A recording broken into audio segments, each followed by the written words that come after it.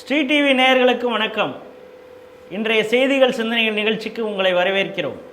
இன்றைய செய்திகள்: சிறையிலிருந்து வெளியே வந்த சசிகலா தீவிர அரசியலில் ஈடுபடப் போவதாக சூளுரை, வாங்கிய புகார் மனுவை வீசிவிட்டு சென்ற திமுக, மலைவாசிகளை மதம் மாற்றும் முயற்சியில் காருண்யா, தாய்மொழியில் மருத்துவ மற்றும் தொழில்நுட்ப படிப்பு மோடி விருப்பம், இந்தியாவில் புதிதாக உருவாகி வரும் முழு நேர போராட்ட தொழிலாளிகள் மோடி கிண்டல். இன்றைய செய்திகள் குறித்து தனது கருத்துக்களை பகிர்ந்து கொள்ள நமது அரங்கத்திற்கு மூத்த அரசியல்வாதி, ஊடகங்களிலே குறிப்பாக பிரதான ஊடகங்களிலே பாஜக சார்பாக மிகவும் ஆழமான கருத்துக்களை எடுத்து வைக்கக்கூடிய திரு எஸ்ஆர் சேகர் அவர்கள் வந்திருக்கிறார். நேயர்கள் சார்பாக அவரை வரவேற்கிறேன். வணக்கம். முதல் செய்தி தமிழகத்திலே ஒரே பரபரப்பாக இருக்கிறது. என்னென்னா, சிறையிலிருந்து விடுதலையான வி.கே. சசிகலா அவர்கள் சென்னை வந்திருக்கிறார். ஊழல் வழக்கிலே கைது செய்யப்பட்டு தண்டனை பெற்று 4 ஆண்டுகள் சிறை தண்டனை அனுபவித்து கொரோனா சிகிச்சை பெற்று வந்தார். பிறகு விடுதலையாகி நேற்று தான் காலையில் 7 மணிக்கு பெங்களூர்லேருந்து கிளம்பி இன்றைக்கி விடிகாத்தால் 5 மணிக்கு தான் டி நகர் வந்திருக்கிறார். வரும் வழியெல்லாம் அவருக்கு தொண்டர்கள் உற்சாகமான வரவேற்பு கொடுத்துருக்கிறார்கள். வர வழியில் ஃபஸ்ட்டு அவருடைய காரில் அதிமுக கொடி போட்டு வந்திருக்கிறாங்க. நடுப்புற போலீஸார் தடுத்து நீங்கள் அதிமுக கொடியை பயன்படுத்தக்கூடாதுன்னு சொன்ன உடனே ஒரு சில இப்பொழுது அதிமுகவில் இருக்கக்கூடிய குறிப்பாக திருவள்ளூர் மாவட்டத்தை சார்ந்த சில பொறுப்பாளர்கள் கூட தங்களுடைய காரை கொடுத்து அந்த காரில் அவர் வந்ததாகவும் செய்தி இருக்கிறது. அவர்களை அதிமுகவை சேர்ந்த முதல்வர் எடப்பாடி பழனிசாமி அவர்களும் ஒருங்கிணைப்பாளர் OPS அவர்களும் அவரை நீக்கி இருப்பதாகவும் செய்திகள் இப்போ வந்த வண்ணம் இருக்கிறது. இந்த வகையில் காலையில் இன்று விடிகாத்தால் 4 மணிக்கு ராமாவரம் வந்தவர் எம்ஜிஆர் சிலைக்கு மாலை அணிவித்திருக்கிறார். அப்பொழுது வரும் வழியில் அவர் ஒரு சில இடங்களில் பேசியிருக்கிறார். அப்பொழுது பேசுகிறப்ப அவர் சொல்கிறாங்கன்னா, எம்ஜிஆருடைய பாடல் அன்புக்கு நான் அடிமை, அந்த பாடலை கோட் பண்ணிவிட்டு நான் அன்புக்கு தான் அடிமை, குறிப்பாக தொண்டர்களின் அன்புக்கு நான் அடிமை, அராஜகத்திற்கு அடிபணிய மாட்டேன், அதே நேரத்தில் நம்ம அனைவரும் ஒருங்கிணைந்து செயல்பட்டு பொது எதிரியை நாம் எதிர்கொள்ள வேண்டும், வீழ்த்த வேண்டும் என்றும் சொல்லியிருக்கிறார். இந்த செய்தியை நீங்கள் எப்படி பார்க்குறீங்க? இந்த தமிழ்நாட்டினுடைய அரசியல் மட்டுமில்லை, ஆல் இண்டியா அரசியலில் சாதாரணமாக கொள்கை, லட்சியம், அவர்களுடைய திறமை, செயல்பாடு, இதனால் ஏற்படுகின்ற இயற்கையாக கிடைக்கக்கூடிய பாப்புலாரிட்டி, வெகுஜன வசியம், இந்த அரசியல் போயிடுச்சு. இன்றைக்கி ரிவர்ஸில் வருது. வெகுஜன வசியம் அல்லது பாப்புலாரிட்டி அது எதிலிருந்து வேணாலும் கிடைக்கலாம். அது சினிமாவிலிருந்து கிடைக்கலாம், அல்லது ஏதாவது ஒரு ஊழல் குற்றத்துக்காக தண்டிக்கப்பட்டு மிக அதிகமாக பேசப்பட்டு அதனால் கிடைக்கிற பாப்புலாரிட்டியாக இருக்கலாம். அதுக்கு பின்னால் திறமை, லட்சியம், கொள்கை இதெல்லாம் இருக்கிறது இல்லை. அல்லது ஏதோ ஒரு தலைவர்களுடைய பின்னால் இருந்து பின்புலமாக அரசியலை தீர்மானித்த இடத்தில் இருந்த ஒரு நபர், அதாவது நிஜத்துக்கு நிழலாக இருந்தவர், அதனால் கிடைத்த பாப்புலாரிட்டி. அதனால் இப்போ நிஜமே மறைந்து விட்ட பிறகு நிழல் அந்த பாப்புலாரிட்டியை ருசிக்க நினைக்கிறது. அதனுடைய வெளிப்பாடு இதெல்லாம். ஆனால் ஒரு மீடியா பலம் இருந்தால் அந்த மீடியா பலத்தினுடைய காரணமாக ஒரு மிகப்பெரிய வரவேற்பை அல்லது மிகப்பெரிய பத்திரிகை தலைப்புச் செய்தியாக வந்த ஒரு செய்தியாகத்தான் நான் பார்க்குறேன் இதை, எஸ்டர்டேஸ் ப்ரோக்ராமை. காரணம் என்னென்னு கேட்டால், ஆனால் இது வெற்றி பெறாது. இதனுடைய இன்ஃப்ளூயன்ஸ் நான் என்ன சொல்ல வரேன்னா, இந்த பாப்புலாரிட்டி எகைன் ஒரு நிழல், இது நிஜம் அல்ல. இதற்கு காரணம், இந்த பாப்புலாரிட்டியை உருவாக்கியவர்கள் ஒரு மிகப்பெரிய பண முதலைகள், பணக்காரர்கள், ஏராளமாக சொத்து சேர்த்தவர்கள். அதே மாதிரி அவர்களுக்கு மீடியா இருக்கிறது, அதனால் வரக்கூடியது. இது தமிழ்நாட்டின் உண்மையான யதார்த்தம் அல்ல. இந்த செய்தியை கேள்விப்பட்ட உடனே, இதை பார்த்த உடனே நேற்றைக்கே என்னுடைய பல நண்பர்கள் பேசினார்கள், என்ன தமிழ்நாட்டினுடைய நிலைமை இப்படி இருக்கிறது, தமிழ்நாட்டில் சிறைச்சாலைக்கு சென்றவர்களுக்கு இப்படிப்பட்ட வரவேற்பா, அது இவங்களுக்கு மட்டும் இந்த வரவேற்பு இல்லை. இதற்கு முன்னால் ஆராஜாவுக்கு ஒரு மிகப்பெரிய வரவேற்பு, கனிமொழிக்கு ஒரு மிகப்பெரிய வரவேற்பு. ஆனால் அந்த வரவேற்பு அவர்களுக்கு பின்னாலே இருக்கக்கூடிய பணமும் மீடியாவும் அவர்களுடைய சொந்த மீடியாவும் கொடுத்த வரவேற்பு. தமிழ்நாட்டு மக்களுடைய மனநிலை அல்ல, தமிழ்நாட்டு மக்களுடைய வரவேற்பு அல்ல. உண்மையிலேயே தமிழ்நாட்டு மக்களுடைய வரவேற்பு, தமிழ்நாட்டு மக்களுடைய மனநிலைமை என்னவென்று சொன்னால், நம்மளுடைய மனுநீதி சோழனுடைய வரலாறு, அதனுடைய பாரம்பரியம் பெற்றவர்கள்.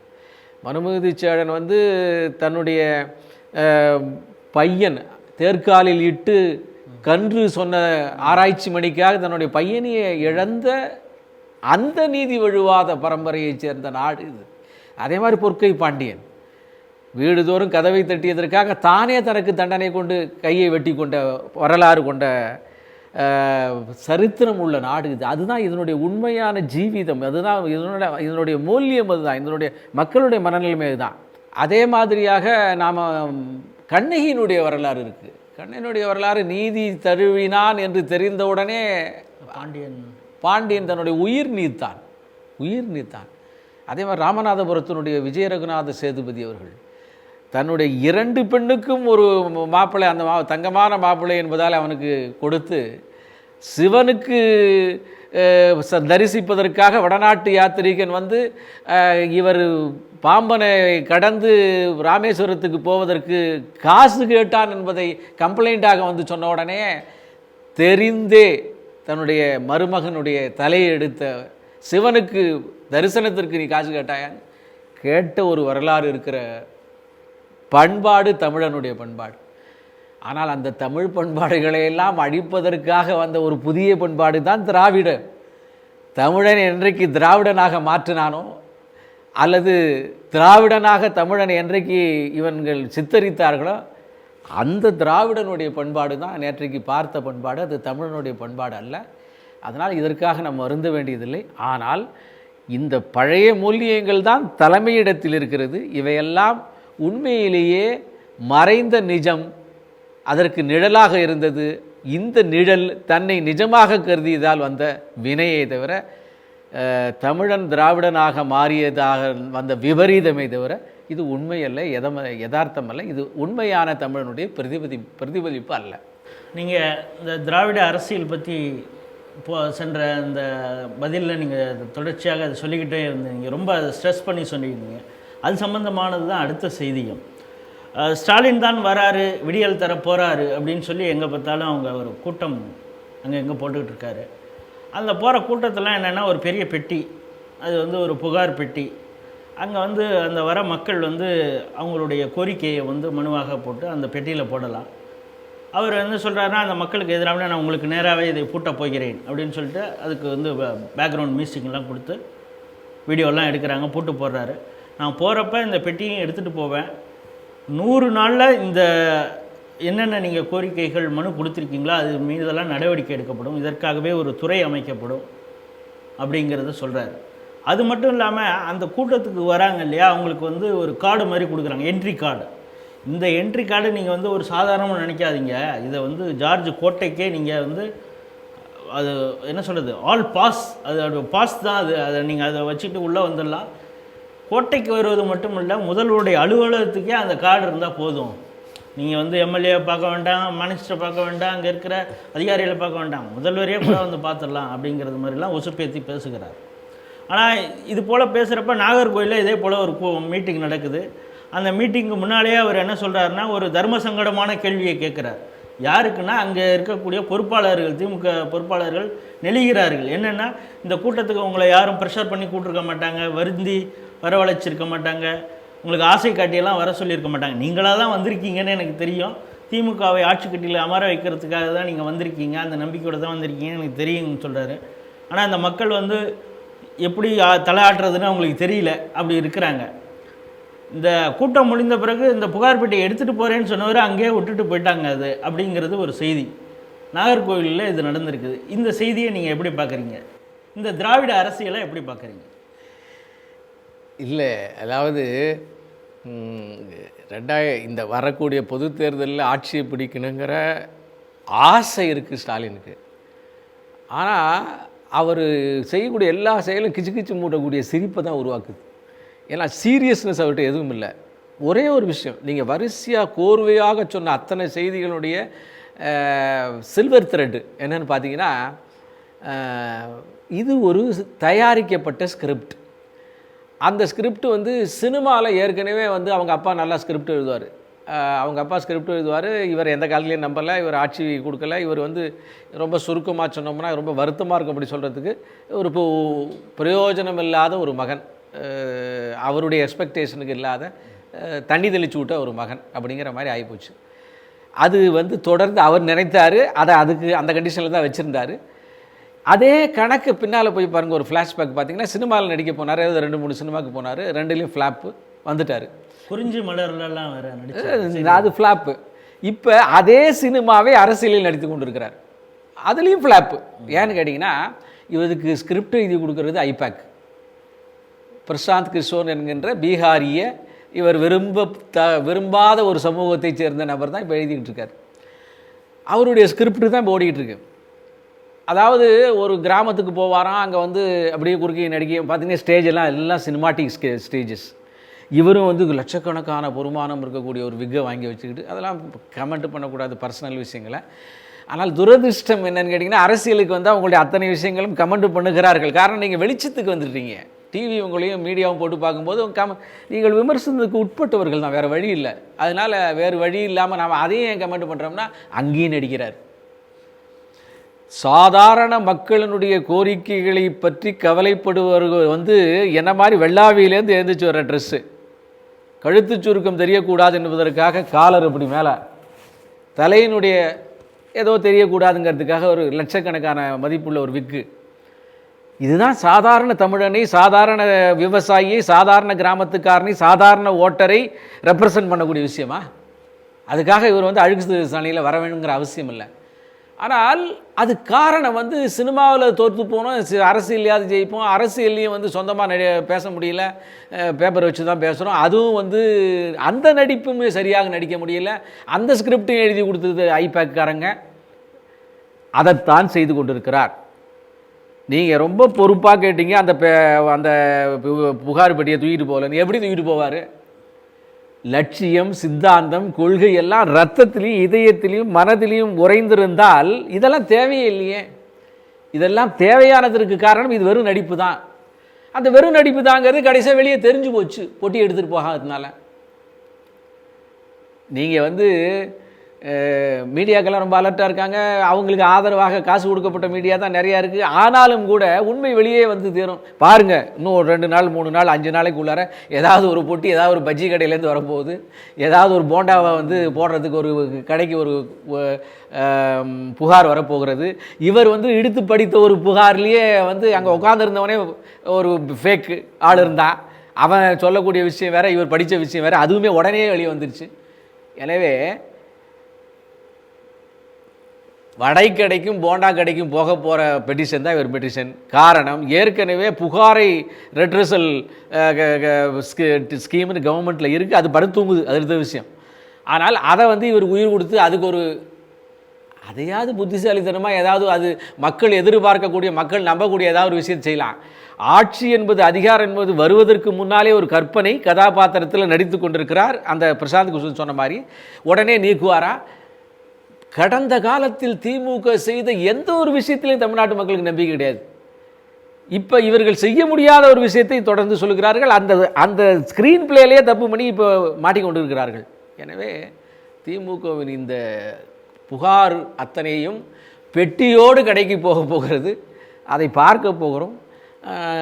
இந்த நிகழ்ச்சிகளிலே சிரித்தவர்கள் இனி அந்த புகார் பேப்பரை பார்த்து மறுபடியும் நாடு சிரிக்க போகிறோம். அதே போல் இந்த செய்தியில் இந்த மனு வாங்குவதே கூட இப்பொழுது கரண்ட்டில் இருக்கக்கூடிய அரசு அதிகாரிகளை இது வந்து ஒரு மிரட்டும், ஒரு என்ன சொல்லுது, அது ஒரு உபாயமாகவும் இருக்கும் அப்படின்னு சிலர் நினைக்கிறாங்களே. அதாவது உங்கள் மேலே கூட எங்களுக்கு மனு வரும், நாளைக்கு உங்கள் மேலே கூட ஆக்ஷன் எடுக்கலாம் அப்படிங்கிறது ஒரு மறைமுகமாக மிரட்டுவது போலையும் கூட இருக்கலாம் இல்லையா? இல்லை, அரசு உண்மை. ஏன் உண்மைன்னு சொல்கிறேன்னா,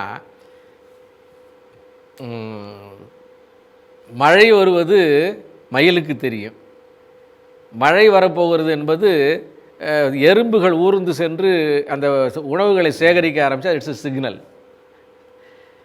அரசு அலுவலகத்துக்குள்ளார ஒரு அரசியல் கட்சிக்காரன் போனான்னா அவன் ஆட்சிக்கு வரப்போகிறான்னா அவங்க எழுந்திரிச்சு நிற்பாங்க. அதுதான் ஒரு சிக்னல். மக்களுடைய பிரதிபலிப்பு, மக்களுடைய மன ஓட்டங்களை தெரிந்தவர்கள். திமுக எங்கே போனாலும் எதுவும் யாரும் எழுந்திரிச்சு நிற்கல. கலைஞர் அவர்கள் ஒரு தடவை தோக்கிறதுக்கு முன்னால் எல்லோரும் விஷ் பண்ணியிருந்தாங்களாம். தோற்றதுக்கப்புறம் சொன்னாராம், இந்த மாதிரி அந்த ஆள் விஷ் பண்ணதை பார்த்தீங்களா அந்த அதிகாரி, அவர் நான் தோற்கப் போவதை தெரிந்து கொண்டு அவர் கடனேன்னு விஷ் பண்ணுறாரு அப்படின்னு சொன்னதாக அவருடைய ஏதோ புத்தகங்கள் எழுதப்பட்டது சொல்லுவாங்க. இன்றைக்கி ஸ்டாலினுக்கு தெரிஞ்சு போச்சு தான் அடுத்தாப்பில் வர முடியாது என்பது. அந்த அரசு அதிகாரிகளுக்கு ஒரு மிரட்டல் கொடுப்பதாகவும் நீங்கள் சொன்ன விஷயத்தை நாம் எடுத்துக்கொள்ளலாம். திமுக என்பதே மிரட்டலுடைய ஒரு பிரதிபலிப்பு தான், சித்தாந்தம் தான் அது. ஆனால் இது கடைசி முயற்சி, தோற்கப் போகிறார்கள், அதற்காக முயற்சி செய்வார்கள். அடுத்த செய்தி, ஏற்கனவே 2 திராவிட அரசியலை பற்றி நம்ம பார்த்தோம். அந்த திராவிட அரசியல்வாதிகளால் ஆதரவு தொடர்ச்சியாக பெறும் ஒரு அமைப்பு பற்றி இப்போ பேசுகிறோம். என்னென்னா, கோவையில் இருக்கக்கூடிய காருண்யா நிகர்நிலை பல்கலைக்கழகம், அதை ஒட்டி நடக்கக்கூடிய ரைடு, இதெல்லாம் பல வாரங்களாக நம்ம ஸ்ரீ டிவிலேயே கூட விவாதித்திருக்கிறோம். நீங்களும் அந்த செய்திகளை பார்த்துருப்பீங்க. இப்போ என்னென்னா, இப்போ தொடர்ச்சியாக அதன் மேலே பல புகார்கள் வந்திருக்கு. இப்போ கடைசியாக உள்ள புகார் என்னென்னா, இந்த நல்லூர் பதியில் தான் அவங்களுடைய இந்த காருண்யா நிகர்நிலை பல்கலைக்கழகம் இருக்குது. அந்த நல்லூர் பதியே, அதாவது நல்லூர் வயல் அப்படிங்கிறத காருண்யா நகர்னு அவங்க மாற்றுறதுக்கு முயற்சி பண்ணாங்கங்கிறது ஒரு செய்தி. அதை அந்த கிராம மக்களே இப்போ எதிர்த்து போராடி அதை மாற்றக்கூடிய வேலைகள் நடந்து கொண்டு இருக்கிறது ஒரு பக்கம் இருந்தாலும், அங்கே அங்கே இருக்கக்கூடிய மலைவாழ் மக்களை இவங்க சீஷான்னு சொல்லக்கூடிய ஒரு எமர்ஜென்சி வெஹிக்கிள் வச்சுருக்காங்க. அதில் பல பரிசு பொருட்களை எடுத்துகிட்டு கொண்டு போய் அங்கே இருக்கிற மலைவாழ் மக்களுக்கு, பழங்குடியின மக்களுக்கு பரிசு பொருட்களை கொடுத்து அவங்களை ஒரு மதமாற்ற முயற்சி செய்வதாக ஆலந்துறை என்ற இடத்துல இருக்கக்கூடிய சதீஷ்குமாருங்கிறவர் ஒருத்தர் புகார் சொல்லியிருக்காரு. இது சம்மந்தமாக நாங்கள் வனத்துறைக்கும் காவல்துறைக்கும் கூட நாங்கள் புகார் அளித்தோம். அதன் பிறகு இதே மாதிரி இந்த வண்டி வரப்போ ஒரு தடவை வனத்துறையிலேருந்து தடுத்து நிறுத்தினாங்க. அப்போ பார்த்தா அதில் இந்த பரிசு பொருட்கள்லாம் இருந்தது. இது ஒரு சாதாரண வெஹிக்கிளில் வந்திருந்தால் இது 10ஓட 11 போயிருக்கும். ஆனால் ஒரு எமர்ஜென்சி வெஹிக்கிளை அவங்க இதற்காக பயன்படுத்தியிருக்கிறார்கள் என்பது ஒரு மிகப்பெரிய தவறான ஒரு செயல் என்றும் சொல்லியிருக்கிறார். இது மட்டும் இல்லாமல் அங்கே பசுமை வீடுகள் இருக்குது. மலை பழங்குடியின மக்களுக்காக இந்த தமிழக அரசு கட்டி கொடுக்கிறது. அந்த பசுமையில் இந்த காருண்யா இவங்க ட்ரஸ்ட்டு மூலமாக ஏதோ கொஞ்சம் கொடுக்குறாங்க பைசா.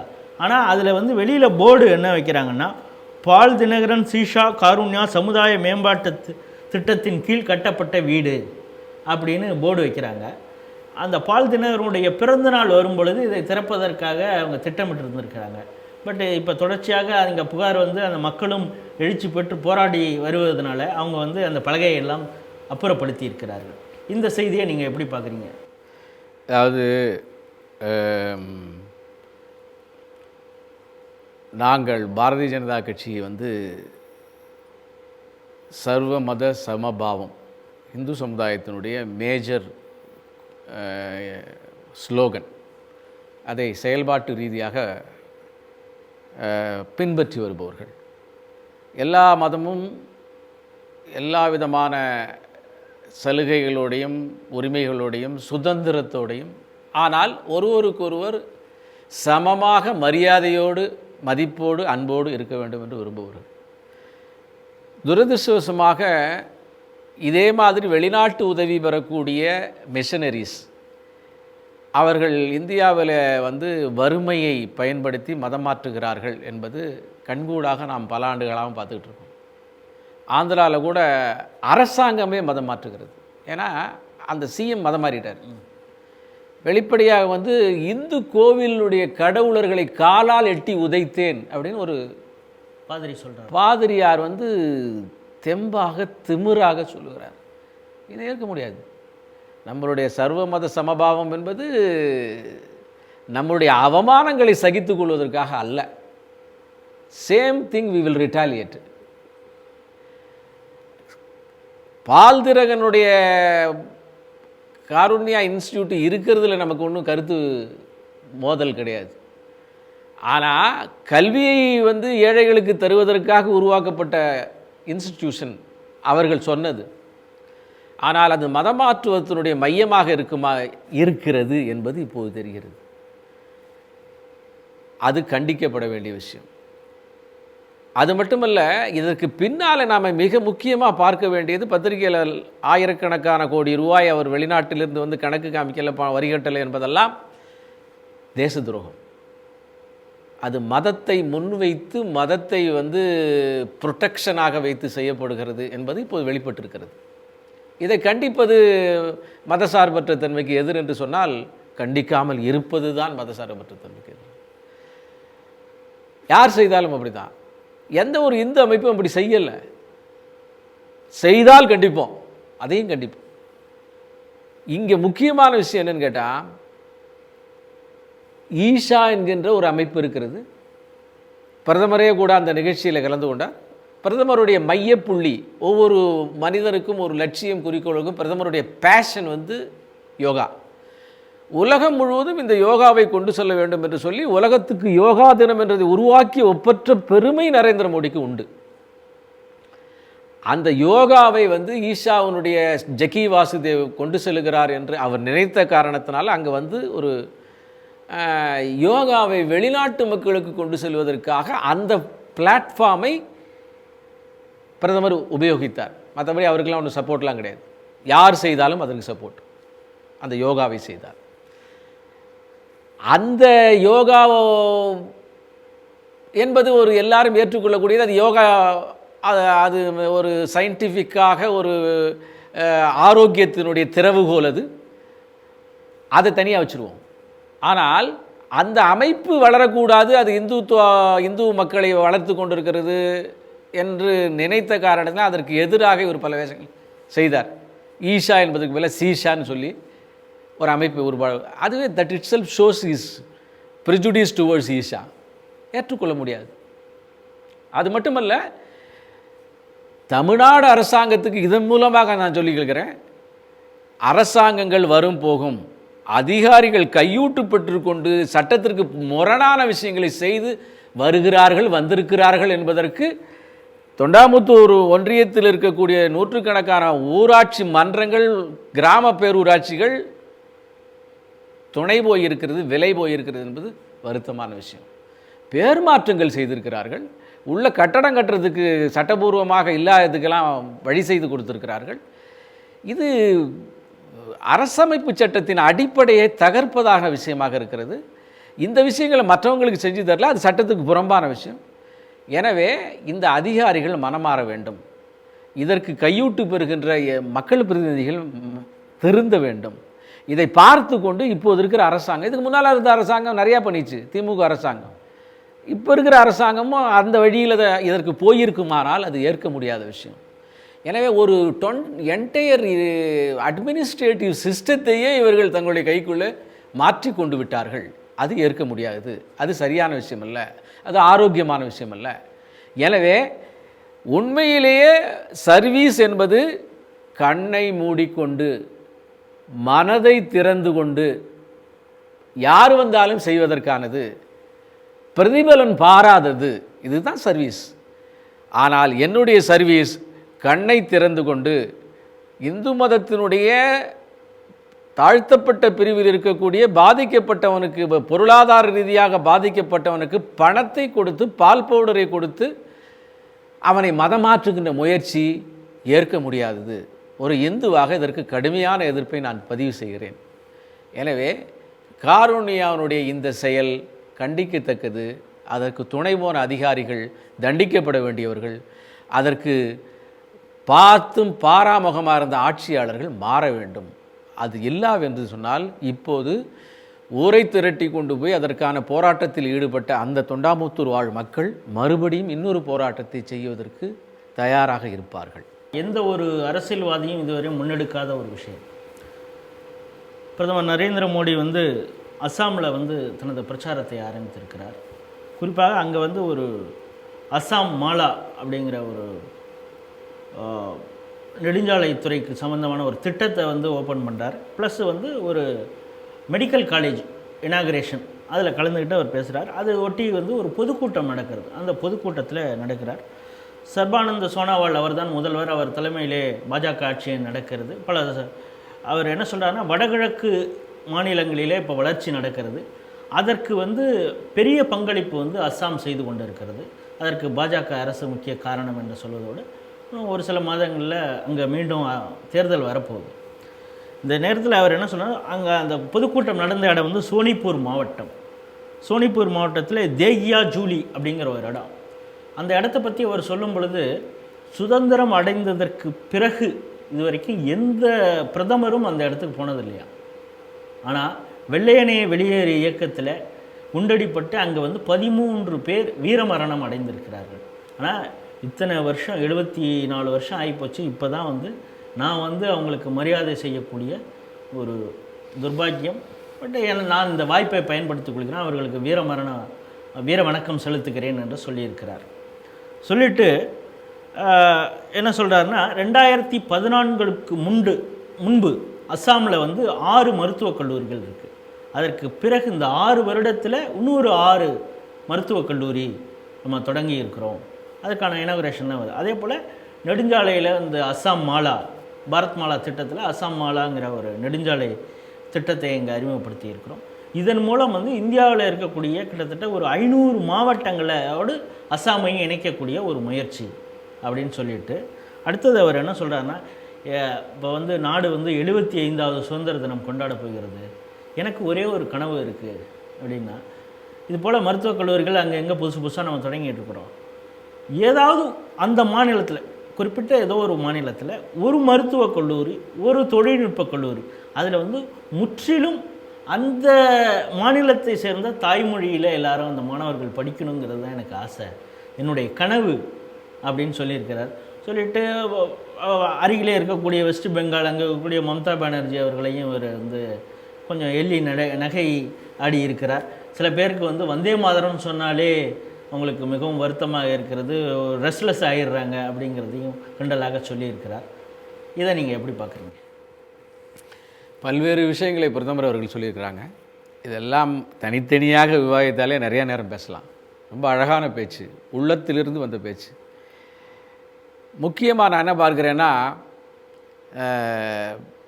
ஜப்பானில் முழுவதுமாக ஜாப்பனீஸ் மொழி, டெக்னாலஜியில் எந்த வகையிலையும் குறைஞ்சி போகல. மொழிகள் அவர்களுடைய ஒவ்வொரு தனி மனிதனுடைய உரிமை மற்ற ஒரு மனிதனோடு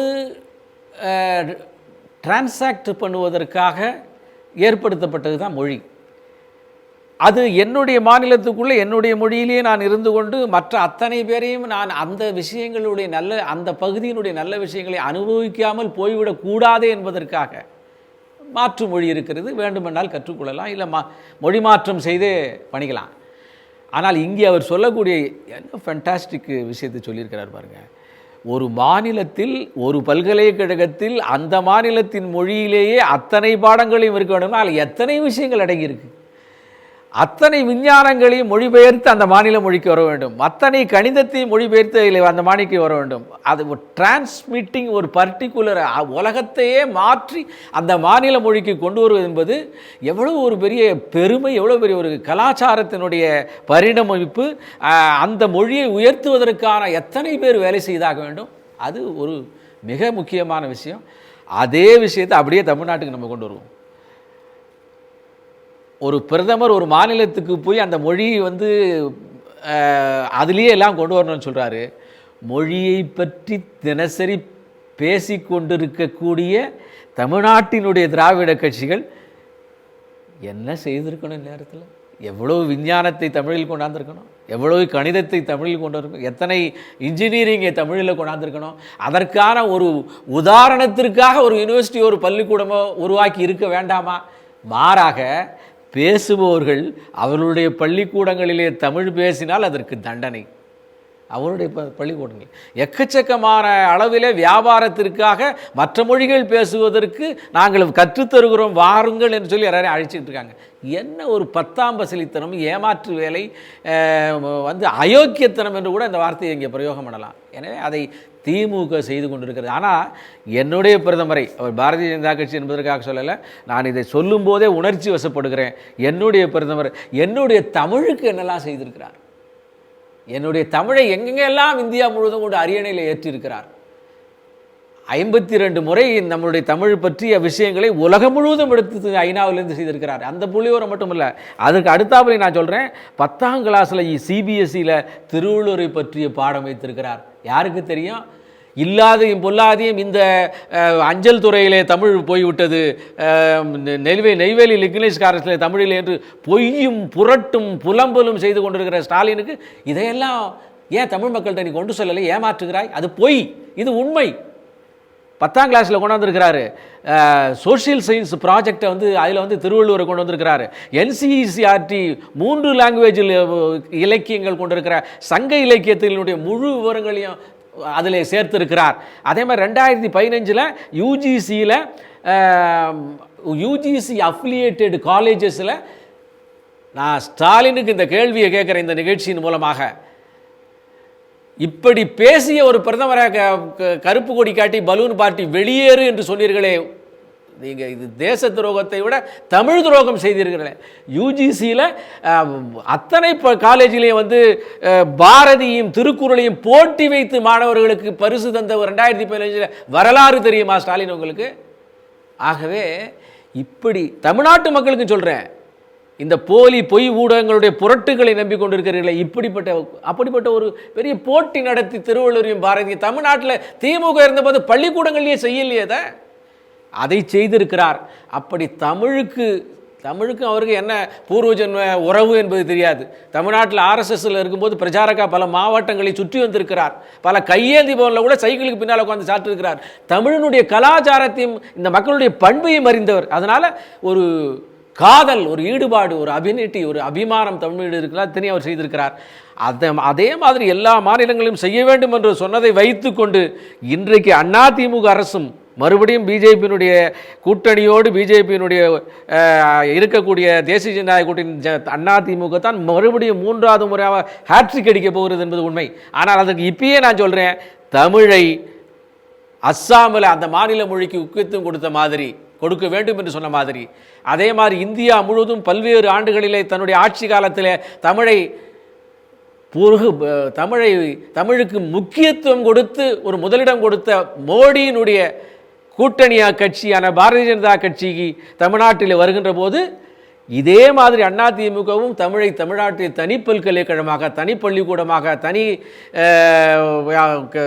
இன்ஜினியரிங் வேர்ட்ஸ் பல்வேறு இடங்களில் இருக்கிறதை மாற்றி ஒரு மாடலாக அமைக்கும் என்கிற உத்தரவாதத்தையும் நான் நம்முடைய ஸ்ட்ரீட் டிவி நேயர்களுக்கு இதன் மூலமாக சொல்லிக்கொள்ள விரும்புகிறேன். இந்த புதிய கல்விக் கொள்கை அதற்கான வாய்ப்புகளை திறந்து வைத்திருக்கிறது என்பதையும் அவர் சொல்லி புதிய கல்விக் கொள்கையினுடைய மைய புள்ளியே மாநில மொழிகளுக்கு மிகப்பெரிய அந்தஸ்து கொடுப்பது தான். மாநில மொழியினுடைய வளர்ச்சியும் அதனை கல்வியில் அதை முன்னுரிமைப்படுத்துவது தான்.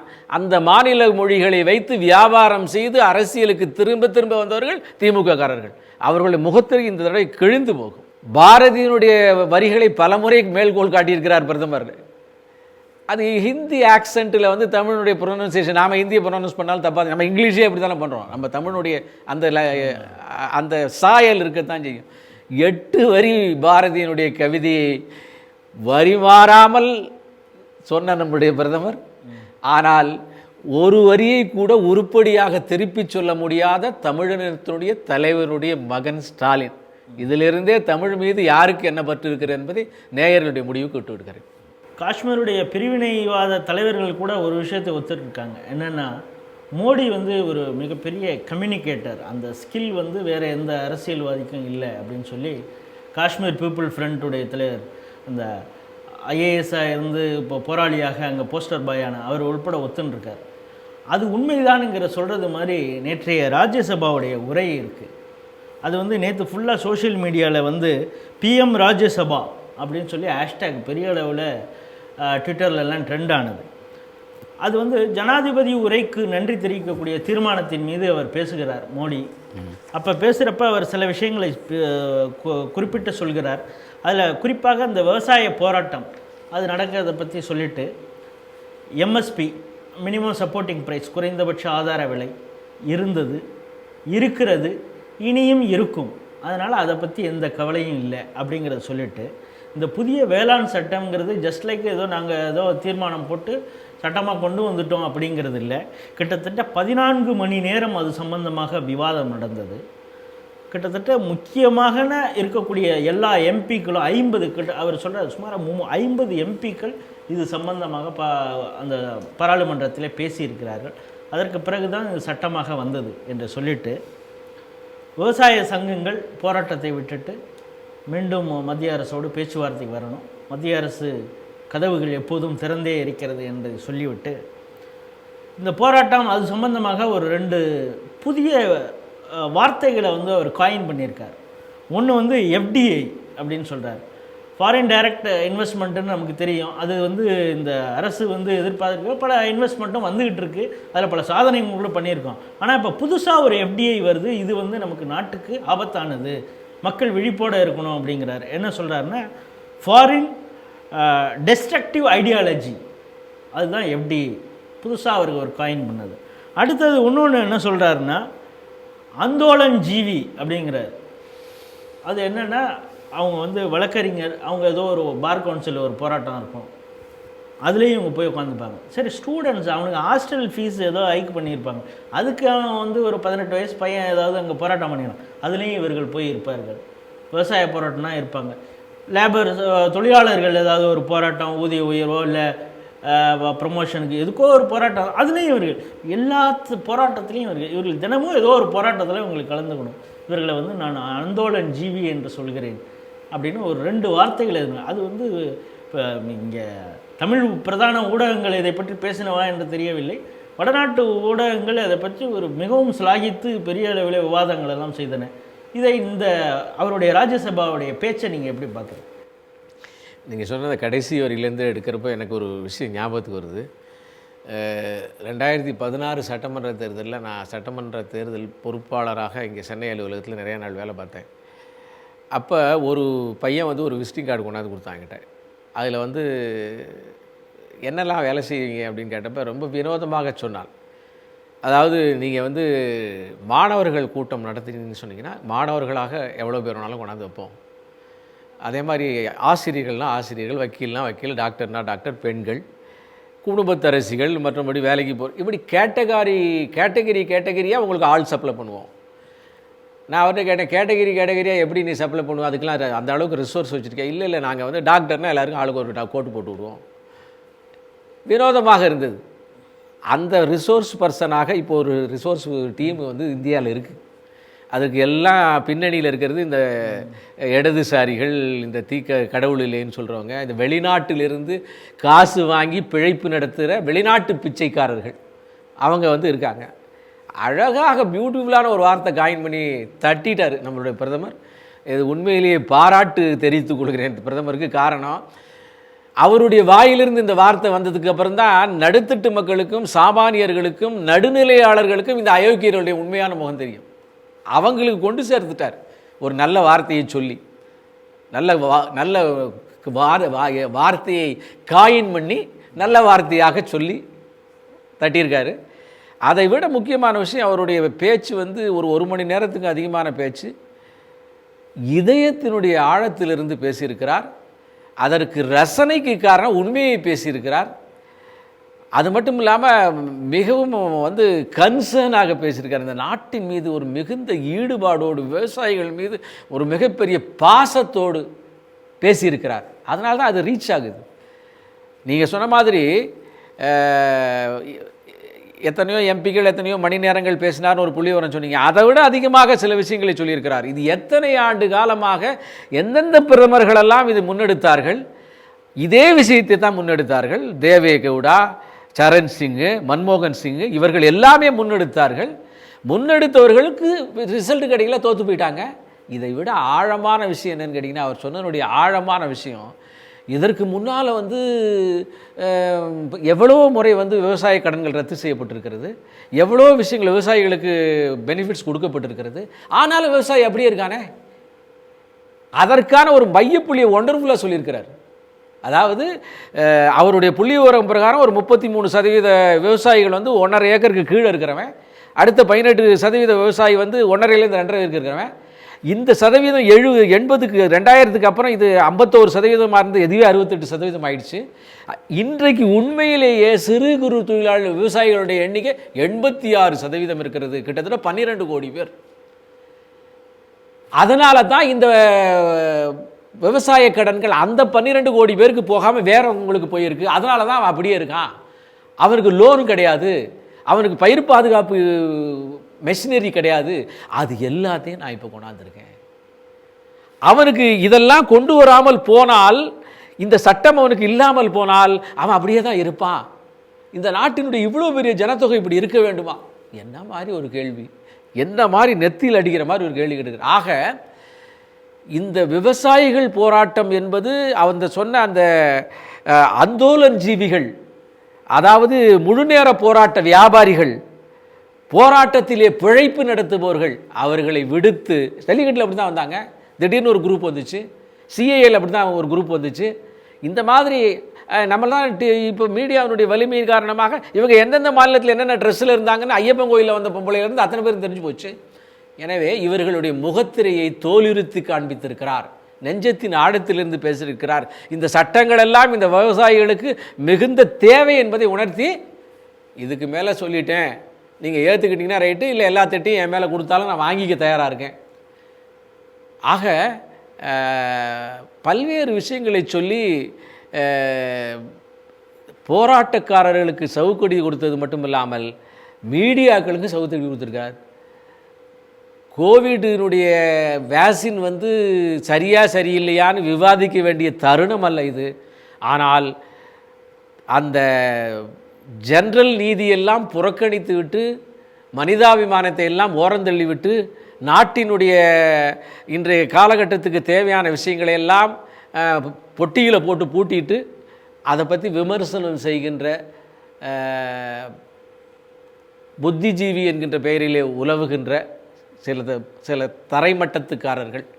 அதே மாதிரி இன்றைக்கு மீடியாக்கள் உண்மையின் யதார்த்தத்தை சொல்லாமல் அந்த வியாபாரிகள், அந்த மிடில்மேன், அந்த புரோக்கர்ஸ், அந்த அவர்களுக்கு ஆதரவாக செயல்படுகின்ற இந்த விஷயத்தை மாற்றி, நான் வெளிப்படையாகவே சொல்கிறேன், நீங்கள் யார் கையில் இருக்கிறீர்களோ அவர்களாகத்தான் ஆவீர்கள். அந்த பக்கத்தில் அவர்களிடம் வியாபாரம் செய்து கொண்டிருக்கிற இந்த சிறு குறு விவசாயிகள் அந்த மிடில்மேன் கையில் இருக்காங்க. அதனால் அவங்க வந்திருக்காங்க. அதனால் அந்த விவசாயிகள் மோசம்னு சொல்ல மாட்டோம். ஆனால் அவர்களை ஆட்டிப்படைக்கின்ற இந்த மிடில்மேன் கையிலேருந்து வெளியே வரணுங்கிறதை வெளிப்படுத்தி இருக்கிறார் பிரதமர். Wonderful speech. இனிமேலாவது இந்த மீடியாக்கள் திருந்த வேண்டும். பொய் போலி பிரச்சாரம் செய்கின்ற எதிர்க்கட்சிகள் திருந்த வேண்டும். ராகுல் காந்தி திருந்த மாட்டார், அவருக்கு எதுவுமே தெரியாது. அவர் திருந்தாத உள்ளம் இருந்தென்ன லாபம், திருந்தாத பிள்ளை யாருக்குமே பாரம். அவரை விட்டுருவோம், மற்றவர்கள் அதை ஏற்றுக்கொண்டு இனி மாறுங்கள். நன்றி சார். இன்றைய செய்திகள் சிந்தனைகள் நிகழ்ச்சி இத்துடன் நிறைவடைகிறது. நாளை மீண்டும் சந்திப்போம்.